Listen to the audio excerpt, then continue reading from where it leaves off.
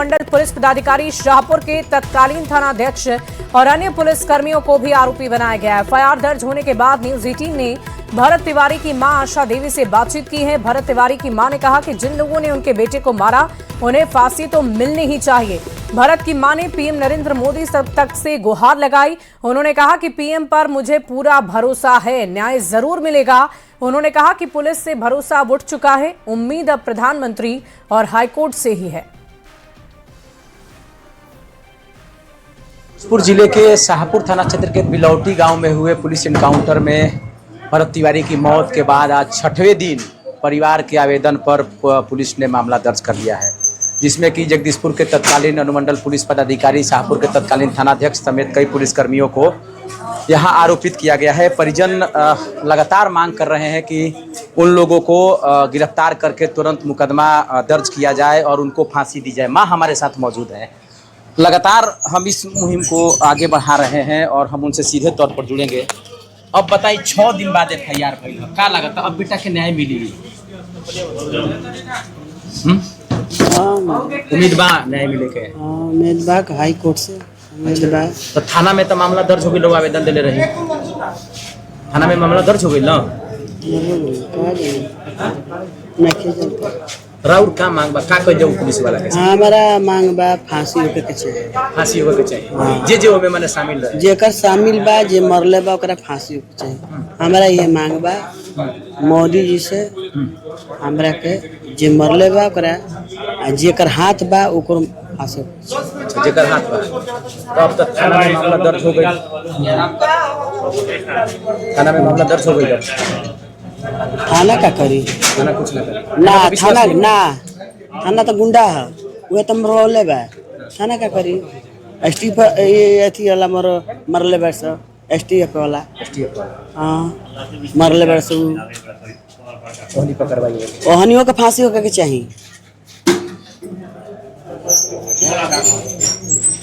तो बिल्कुल देखिए, जो माँ है वो बदमाश है और साफ तौर पर उनका कहना है कि जो लोग उनके बेटे के हत्या में शामिल है उनको फांसी दिया जाए। हालांकि परिजनों के द्वारा, मां के द्वारा आवेदन दिए जाने के 6वें दिन शाहपुर थाना में मामला दर्ज कर लिया गया है।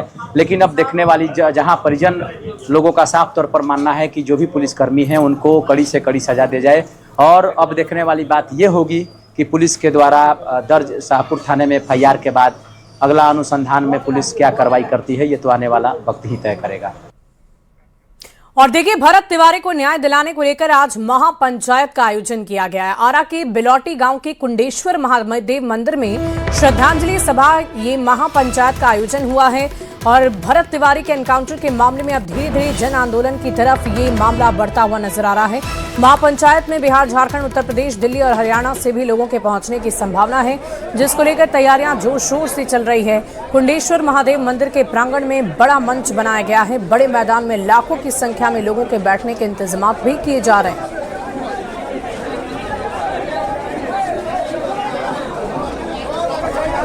और देखिए, भरत एनकाउंटर केस में एक बड़ी अपडेट सामने आ रही है। जगदीशपुर डीएसपी पुलिस मुख्यालय अटैच, इस वक्त की बड़ी खबर।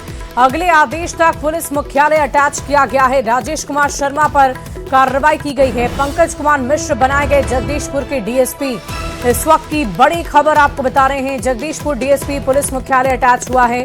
अगले आदेश तक पुलिस मुख्यालय अटैच रहेगा। पंकज कुमार मिश्र बनाए गए हैं जगदीशपुर के डीएसपी, जो इस पूरे मामले पर अब आगे संज्ञान लेंगे।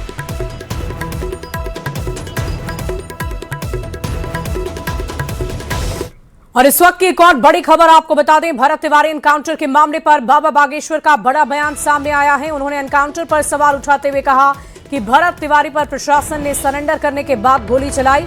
अगर वो अपराधी था तो उसे सजा मिलनी चाहिए थी। उन्होंने सीएम सम्राट के मामले की जांच की मांग की है। इस वक्त की बड़ी खबर आपको बता दें, इस मामले पर बाबा बागेश्वर का भी बड़ा बयान सामने आ गया है। एनकाउंटर पर उन्होंने सवाल खड़े किए हैं और ये पूछा है कि अगर ऐसी कोई बात थी तो कार्रवाई आगे होनी चाहिए। एनकाउंटर पर सवाल उठाते हुए उन्होंने प्रशासन से सरेंडर के बाद गोली चलाने की बात कही है। अगर वो अपराधी था तो उसे सजा मिलनी चाहिए और अगर नहीं तो कार्रवाई आगे होनी चाहिए। बालक जो हिंदुओं के लिए लड़ता था, सनातनियों के लिए लड़ता था, उसका नाम भरत तिवारी था और उस पर जो है प्रशासन ने सरेंडर करने के बाद उसके ऊपर गोली चलाई, ये भी हमें पता है। उसकी जांच होनी चाहिए। यदि कोई अपराधी है, अगर वो अपराधी था तो उसको दंड न्यायपालिका से मिलना चाहिए था। अब जो हुआ उसकी विशेष स्तर पर वहां की सरकार, मुख्यमंत्री जांच करें ताकि किसी के साथ ऐसा लौट करके ना हो। और इसी बीच एक और बड़ी खबर आपको बता दें, भरत तिवारी के घर जाएंगे बाबा बागेश्वर। बाबा बागेश्वर ने कार्रवाई की मांग की है। भरत तिवारी के मामले में कार्रवाई की मांग की गई है। भरत तिवारी आरा से पैदल छतरपुर धाम गए थे। भरत तिवारी की बाबा ने तारीफ की। जात पात से ऊपर उठकर हिंदुओं के लिए काम करते थे भरत तिवारी। इस वक्त की बड़ी खबर आपको बता रहे हैं। अभी अभी बाबा बागेश्वर का बयान भी आपने सुना। उन्होंने कहा कि अगर किसी भी तरह की आपराधिक घटना को उसने अंजाम दिया था तो न्यायपालिका से उसे सजा मिलनी चाहिए थी और ऐसे अगर कार्रवाई की गई है तो इसकी विशेष तौर पर गहनता से जांच होनी चाहिए।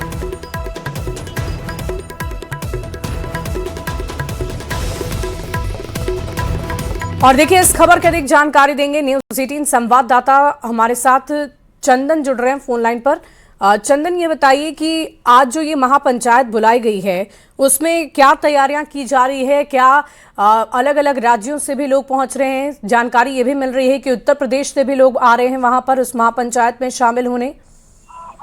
बिल्कुल, देखिए, भरत तिवारी का जो मामला है लगातार तूल पकड़ते जा रहा है और एक दिन पहले परिजनों के आवेदन पर शाहपुर थाने में जो तत्कालीन थानाध्यक्ष है राजेश मलाकार, जगदीशपुर के अनुमंडल पुलिस पदाधिकारी समेत जो अन्य पुलिसकर्मी है उनके ऊपर FIR दर्ज कर लिया गया। हत्या का मुकदमा उनके ऊपर दर्ज किया गया है। हालांकि हत्या का मुकदमा दर्ज होते ही जो जगदीशपुर के SDPO है उनको क्लोज कर दिया गया है, मुख्यालय में अटैच कर दिया गया है। वहीं भरत तिवारी को न्याय दिलाने की मांग को लेकर के लगातार अब जो ये मामला है वो आंदोलन का रूप पकड़ते जा रहा है। आज उसी बाबा कुंडेश्वरनाथ महादेव मंदिर प्रांगण में महापंचायत का आयोजन किया गया है, जहां की हजारों की संख्या में लोगों के पहुंचने की संभावना है। बिहार के अलावे उत्तर प्रदेश, मध्य प्रदेश और झारखंड के अलावे हरियाणा और दिल्ली से भी लोगों के पहुंचने की संभावना है। हालांकि देर रात से ही महापंचायत में लोगों का पहुंचने का सिलसिला शुरू हो गया है। जो तैयारियां है जोरदार तरीके से चल रही है।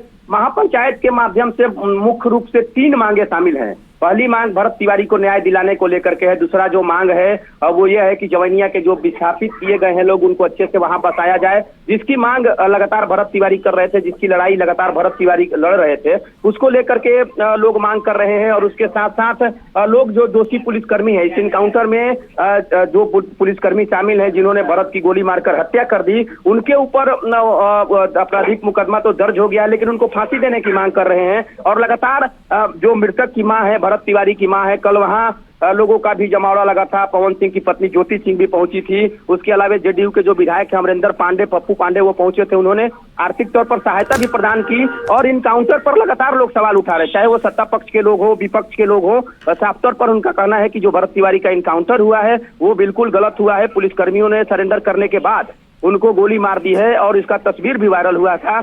तो इस महापंचायत के माध्यम से लोग लगातार भरत तिवारी को न्याय दिलाने की मांग को उठा रहे हैं। आज देखने वाली बात ये होगी कि इस महापंचायत में कहां के जो लोग हैं वो शामिल होते हैं और आगे की क्या रणनीति बना पाते हैं, ये तो अब महापंचायत के बाद ही तय हो पाएगा। जी, वाकई देखने वाली बात होगी कि क्या ये महापंचायत महाआंदोलन का भी रूप ले सकता है, क्योंकि भारी संख्या में लोगों के आने की अनुमान जताया जा रहा है। चंदन, बहुत शुक्रिया आपका हमारे साथ जुड़ने के लिए और इस खबर पर आप लगातार नजर बनाकर रखें।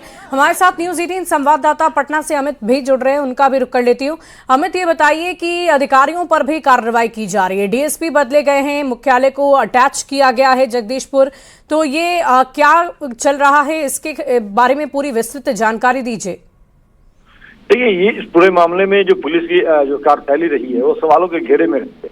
पहले दिन से ही मृतक के जो परिजन हैं या फिर जो आरा जिले के जो लोग हैं वो लगातार इस पूरे घटनाक्रम का विरोध कर रहे थे। और सम्राट सरकार शुरू में ही इस पूरे मामले को गंभीरता से देखते हुए न्यायिक जांच का जो है आदेश मुख्यमंत्री ने दिया।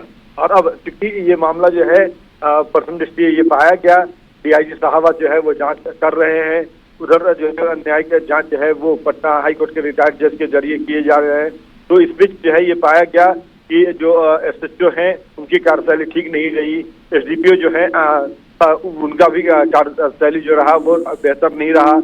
वो अपने अधीनस्थों को जो है वो सही तरीके से गाइड नहीं कर पाए। और इन्हीं तमाम बातों को देखते हुए एसडीपीओ को जो है वो मुख्यालय अटैच कर लिया गया और एसडीपीओ के साथ साथ तत्कालीन थाना अध्यक्ष, 2 एएसआई और 3 कांस्टेबल के खिलाफ जो है मुकदमे दर्ज किए गए हैं, FIR दर्ज किए गए हैं। और ये FIR है वो मृतक की जो मां है उनके आवेदन पे दर्ज किए जाएं। तो अब इसकी भी जांच की जाएगी। लेकिन सबसे बड़ी बात है कि आज इस पूरे मुद्दे को लेकर के, इस मसले को लेकर के एक महापंचायत बुलाया गया है जिसमें यूपी बिहार के जो लोग हैं वो शामिल हो रहे हैं। तो जाहिर सी बात है कि इस पूरे मामले को अब एक तरह से कहा जाए तो बड़ा करने का कोशिश किया जा रहा है। कौन लोग इसके पीछे हैं, क्योंकि मृतक के जो परिजन हैं उनसे हमने बात करी थी तो 2 दिन पहले तो उन्होंने साफ तौर पर कहा था कि हमें राजनीतिकरण नहीं करनी है, हमें जो है चाहिए तो पुलिसकर्मी इनके हमारे बेटे की हत्या की है उनको फांसी होनी चाहिए, ये मृतक की मां का कहना था। उनके पिता का कहना है कि हम पुलिस सेवा में लंबे समय तक रहे हैं, पुलिसिंग बेहतर नहीं थी, इसकी आपत्ति मुझे है। लेकिन जो छोटा भाई है उनका ये भी कहना था कि जो हथियार वेपन्स लिया था भरत तिवारी ने वो सही नहीं था। वो वाकई बहुत सारे सवाल हैं और इन्हीं सवालों के जवाब के लिए अब बिहार की जनता भी इंतजार कर रही है, भरत तिवारी का परिवार भी इंतजार कर रहा है और इसकी न्यायिक जांच होनी चाहिए, ना कि इस तरह से महापंचायत या लोगों को बुलाकर एकत्रित करके आंदोलन करना चाहिए। बहरहाल देखने वाली बात होगी कि इसका भी क्या असर होता है, आगे क्या कार्रवाई की जाती है। बहुत शुक्रिया अमित हमारे साथ जुड़ने के लिए। बढ़ते आगे पटना से एक बड़ी खबर आ रही है। बेउर जेल में संगठित भ्रष्टाचार से जुड़ा हुआ यह मामला है। सम्राट सरकार की अब तक की सबसे बड़ी कार्रवाई मानी जा रही है। कारा अधीक्षक नीरज कुमार झा के साथ अब तक कुल 7 अधिकारियों को निलंबित किया जा चुका है। कारा अधीक्षक के साथ 4 सहायक अधीक्षक और 1 उपाधीक्षक के साथ एक उच्च कक्षपाल को भी निलंबित किया गया है। न्यूज 18 ने बेउर जेल में चल रही संगठित भ्रष्टाचार से जुड़ी खबर सबसे पहले दिखाई थी। न्यूज 18 पर खबर दिखाए जाने के बाद सम्राट सरकार ने अब तक की सबसे बड़ी कार्रवाई की। और देखिए पटना के बेउर जेल में भ्रष्टाचार के बड़े खेल का खुलासा हुआ है। सरकार ने जेल सुपरिटेंडेंट नीरज कुमार झा को सस्पेंड कर दिया, साथ ही जेल के उच्च कक्षपाल पर भी गाज गिरी है। हमारी इस स्पेशल रिपोर्ट को आप देखिए। भ्रष्टाचार के खिलाफ बड़ा प्रहार। बेउर जेल में भ्रष्टाचार का बड़ा खेल। बेउर जेल के सुपरिटेंडेंट सस्पेंड।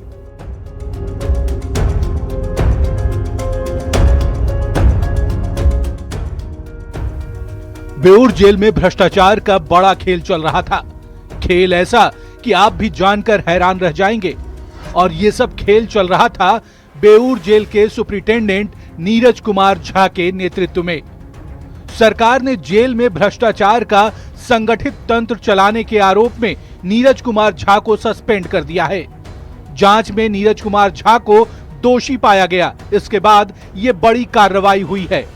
अब आप जान लीजिए नीरज कुमार पर क्या क्या आरोप हैं। सभी कैदी वार्डों में अवैध रूप से मेस चलाने का आरोप और इसके लिए अवैध रूप से हीटर भी चलता था। कैदियों को एमआरपी से ज्यादा पर सामान बेचा जाता था। मेन्यू के मुताबिक कैदियों को भोजन भी नहीं दिया जाता था। बाहर से सामान खरीदकर कैदियों को ऊंची कीमत पर बेचा जाता था। 500 रुपए में 800 मिलीलीटर सरसों तेल, 200 रुपए किलो सब्जी बेची जा रही थी। जेल में किशोर कैदियों का शोषण भी चल रहा था। सम्राट सरकार ने बड़ी कार्रवाई की है। बेउर जेल के जो अधीक्षक हैं नीरज कुमार झा, उन्हें तत्काल प्रभाव से निलंबित कर दिया है। और बताते चले कि नीरज कुमार झा के ऊपर जो है वो भ्रष्टाचार का सिंडिकेट चलाने का आरोप है।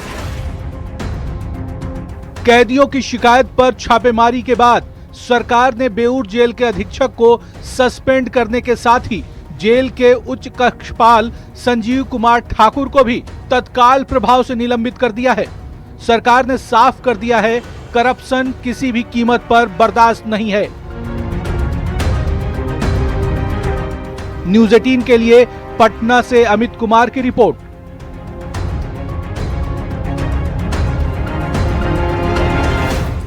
इस बीच दानापुर से एक बड़ी खबर आ रही है। बैंक में नौकरी दिलाने और बैंकिंग परीक्षा में सेटिंग कराने के नाम पर युवाओं से ठगी करने वाले संगठित गिरोह का पुलिस ने भंडाफोड़ किया। रूपसपुर थाना पुलिस और एसटीएफ की संयुक्त कार्रवाई में 5 आरोपी गिरफ्तार हुए हैं।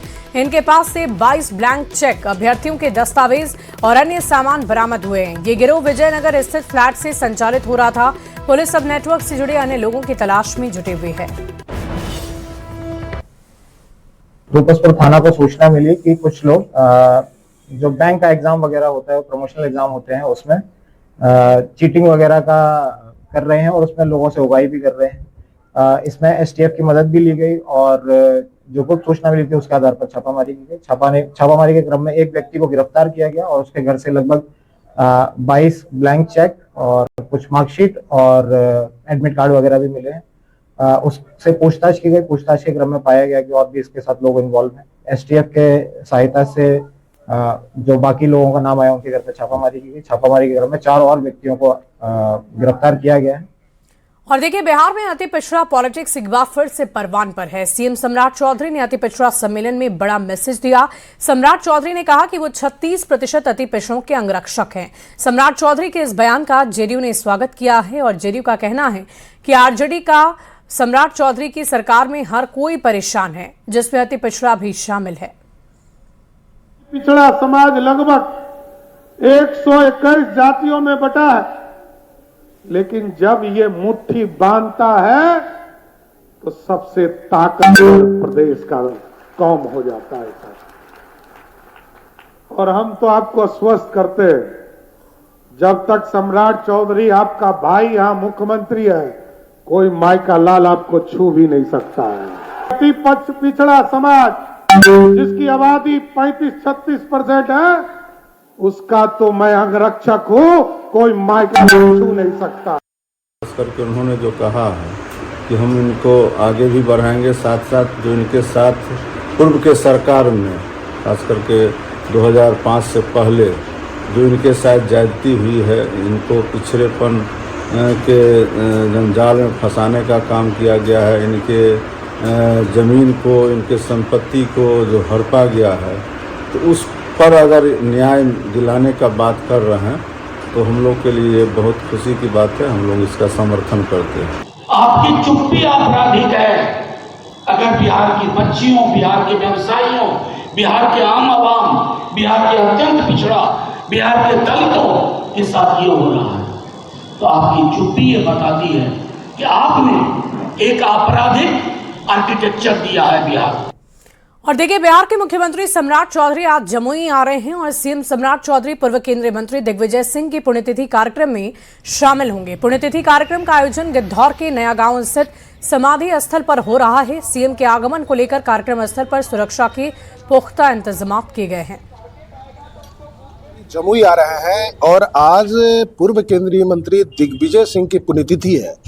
पुण्यतिथि कार्यक्रम में शामिल होने के लिए सीएम आ रहे हैं और जो जानकारी है, सीएम के साथ बिहार सरकार के और भी कई मंत्री आ रहे हैं यहाँ पर। और तस्वीर दिखाना चाहूँगा, जो कार्यक्रम स्थल है, जो गिद्धौर प्रखंड का नया गांव का कार्यक्रम स्थल है, जहाँ पर पूर्व केंद्रीय मंत्री दिग्विजय सिंह की समाधि स्थल है, यहीं पर मुख्य कार्यक्रम है। और कार्यक्रम को लेकर जो सुरक्षा के कड़े इंतजाम है और जो 5 किलोमीटर के रेडियस है जो कार्यक्रम स्थल, वहां पर नो फ्लाई जोन बनाया गया है। समाधि स्थल पर पुष्पांजलि करने के बाद जो पैतृक आवास है लाल कोठी गिद्धौर का, वहां भी सीएम जाएंगे और जो लोग विशिष्ट अतिथि वे लोग जाएंगे।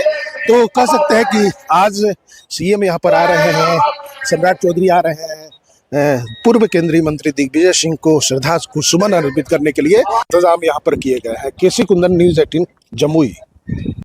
खबर आपको बताएं प्रयागराज से, जहां फैजल खान का कोचिंग सेंटर सील हो गया है। खान ग्लोबल क्लासेस को प्रशासन ने सील कर दिया है। कमर्शियल के नक्शे में कम्युनिटी सर्विस पर एक्शन लिया गया है। सीलिंग के बाद कोचिंग के बाहर नोटिस भी चस्पा हुआ है। दोबारा अगर संचालन हुआ तो एफआईआर करने की चेतावनी दी गई है। तो ये तस्वीरें हम आपको दिखा रहे हैं। खान ग्लोबल क्लासेस सील कर दिए गए हैं प्रयागराज में और दोबारा संचालन होने पर कार्रवाई की चेतावनी दी गई है। आपको बता दें कि लखनऊ में हुए कोचिंग अग्निकांड के बाद से ये कार्रवाई चल रही है। लखनऊ की घटना के मद्देनजर आज खान कोचिंग चूँकि ये मानक पूरा नहीं कर रहा है, सामुदायिक सुविधा भूपयोग में स्वीकृत नहीं है, इसके कोई भी मानक सामुदायिक सुविधा भूपयोग के अंतर्गत नहीं है, इस वजह से इसको सील किया जा रहा है। और इससे पूर्व हमने 3 कोचिंग संस्थान सील किए हैं, सुपर क्लाइमेक्स, टारगेट ऑन और एग्जामपुर। तो किस तरह कार्रवाई यहाँ पर हो रही सीलिंग की? सीलिंग की यहाँ 50 कोचिंग संस्थान और चिन्हित किए गए हैं, जो भी मानकों के अनुसार नहीं है उनके विरुद्ध भी जो है कार्रवाई प्रारंभ कर दी गई, लगातार कार्रवाई जारी है। सीलिंग के बाद अगर यहाँ पर कोई इसको खोलता है, कोचिंग संचालित करता है, तो किस तरह FIR उसके विरुद्ध जो है FIR की कार्रवाई की जाएगी।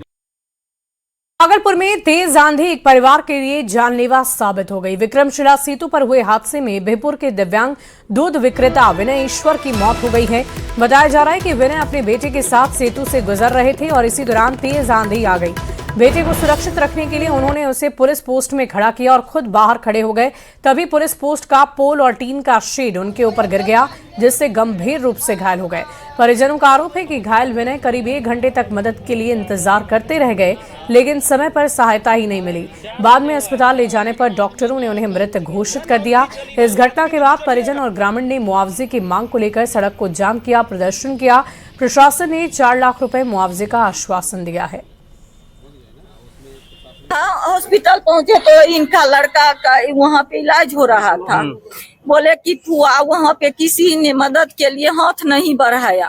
फिर हम रोते रहे पापा के पैर पकड़ के।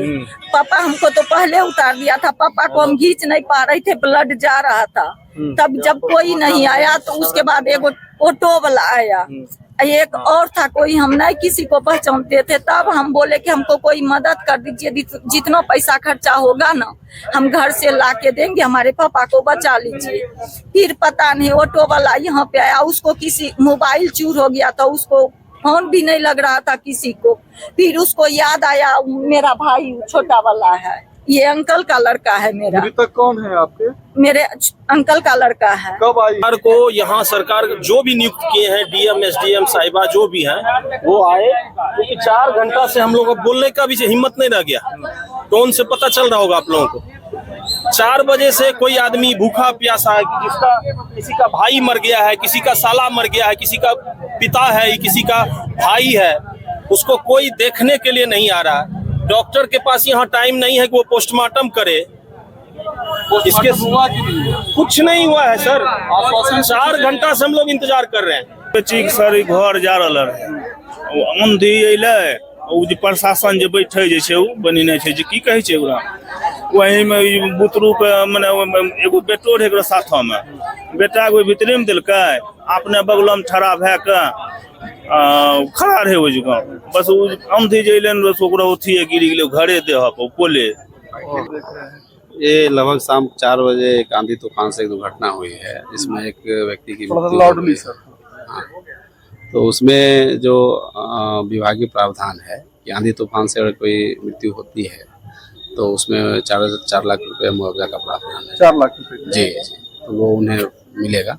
इसके लिए इनको पोस्टमार्टम रिपोर्ट वगैरह सब हम लोग करवाने का प्रयास कर रहे हैं। उसी क्रम